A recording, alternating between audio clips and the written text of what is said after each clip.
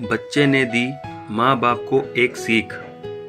किसी गांव में एक बूढ़ा व्यक्ति अपने बेटे और बहू के साथ रहता था।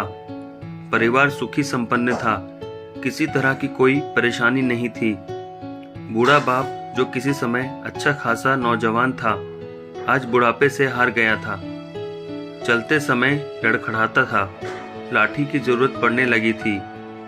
चेहरा झुर्रियों से भर चुका था, बस अपना जीवन किसी तरह व्यतीत कर रहा था। घर में एक चीज अच्छी थी कि शाम को खाना खाते समय पूरा परिवार एक साथ टेबल पर बैठकर खाना खाता था।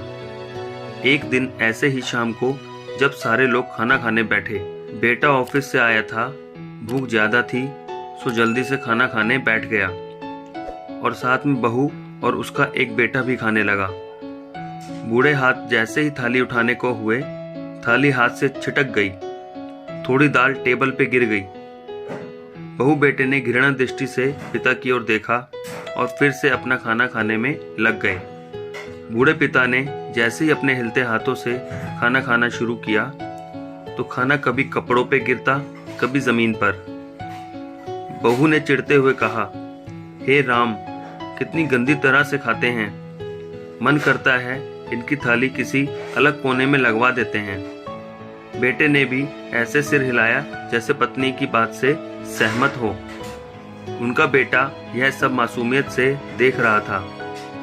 अगले दिन पिता की थाली उस टेबल से हटाकर एक कोने में लगवा दी गई। पिता की डबडबाती आंखें सब कुछ देखते हुए भी कुछ बोल नहीं पा रही थी।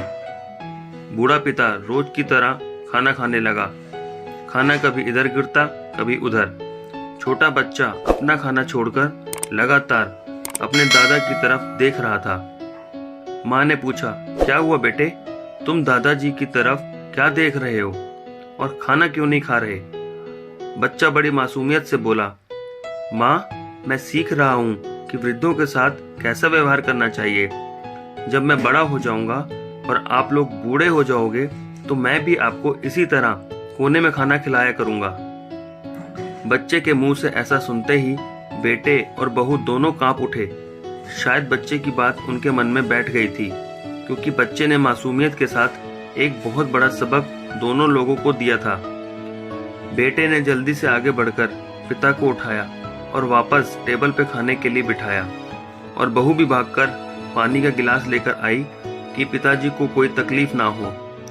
तो दोस्तों, इस कहानी से हमें ये शिक्षा मिलती है कि माँ बाप इस दुनिया की सबसे बड़ी पूंजी हैं।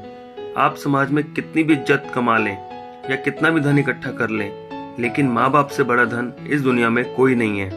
तो दोस्तों, मैं आशा करता हूँ आप लोगों को मेरी ये स्टोरी बहुत पसंद आई होगी। तो प्लीज़ इस वीडियो को ज़्यादा से ज़्यादा लाइक, शेयर और सब्सक्राइब करना। धन्यवाद।